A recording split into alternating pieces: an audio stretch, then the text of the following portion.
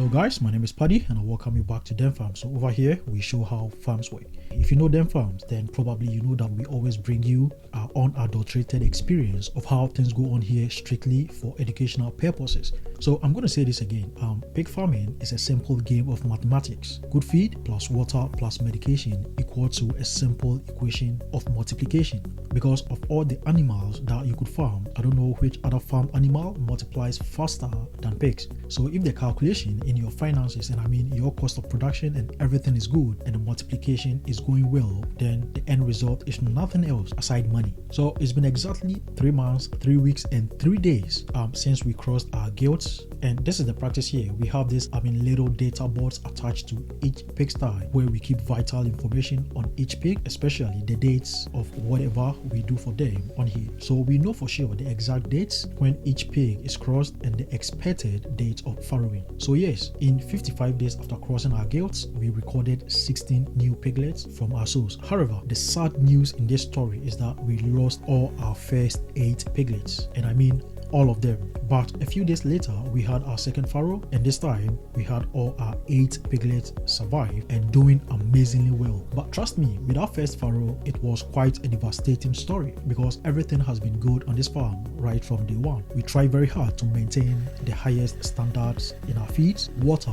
and most importantly with our medication and vaccination. So what could probably be the cause of this? But like I always say, any bad experience on this farm is rather considered an opportunity to learn than just a misfortune. And it's not a chance for only Den Farms to learn something, but also for everyone who watches our videos on this channel. So you watch, you learn, and if there is anything wrong that we do here, you avoid committing those same mistakes. So what did we do in this case? After losing all our first 8 piglets, we got right back to the drawing board to find out what could have been the possible cause. Because if the cause was our fault, we were not willing to repeat the same for the next farrow or any other farrow on this farm. So the first point of contact was the veterinary, because yes, he has been in charge of our pigs, and I mean health wise. He advises us on the right medications, the right timing for medication and vaccination. So if something goes wrong, he should be the right person or the first person to let us know at least the possible cause. We contacted other pig farmers because that is how this game is played. You know, whatever you are facing, there is a high probability that some other farmer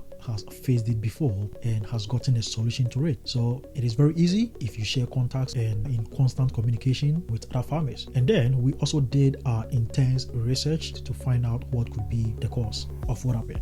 Now, if you are new to pig farming or you are expecting your first farrow, this is what we found out. It might be helpful to you so that you avoid experiencing this sad event on your farm as well. So with all these, we found out that what happened was a potential case of stillbirth. I'm using potential because it was something that the research and everything we did pointed to, but without any laboratory test, we could not say for sure that that was what happened. So stillbirth is simply the condition where piglets are born dead already, or they fail to survive the birthing process. So we had to list the potential causes of stillbirth on our farm and rule out the unlikely ones to find out the potential cause of the problem. The first cause that we came across was maternal health. Now, if the mother pig or the sow is unhealthy or malnourished, it can lead to stillborn piglets. And also, we realized that infections in the mother, such as reproductive tract infections, can also impact the health of the piglets, causing them to die at birth. Now, we had to rule this out because this clearly was not the cause of what happened on our farm. If you have watched our previous videos on how we make our feed, the ingredients we used, and the approach we adopt on this farm, like the constant medication and the type of medications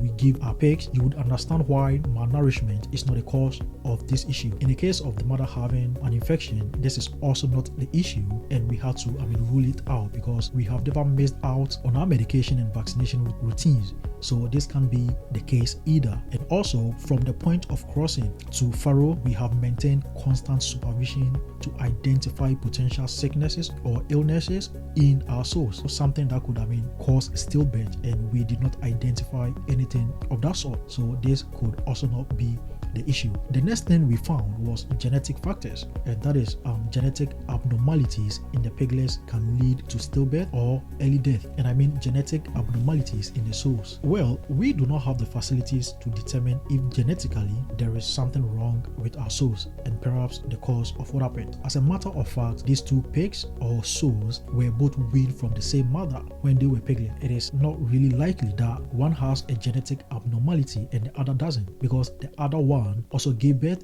some few days after what happened, and its piglets are all alive, doing very well with no issues. So we don't think genetically that is also the cause of what happened. Like I said, without laboratory tests on the exact cause of the problem, the only possible cause of this problem that we could think of was something related to the environment. So I mean environmental factor. It's not an issue of poorly managed unsanitary birthing environment, because keeping our pen clean is on top of our priority list, and also our pen is designed to ensure adequate circulation of air. But this is what we thought of. We thought the sawdust that we placed on the floor might have played a key role in what happened. So this is what we did. Because our other sow was due to give birth in a couple of days, we emptied its pen of the sawdust completely. Did this work? You already know. On the 13th day after the incident, early in the morning, this guy here gave us our next 8 piglets, all in very good health and condition. So we have a video here which explains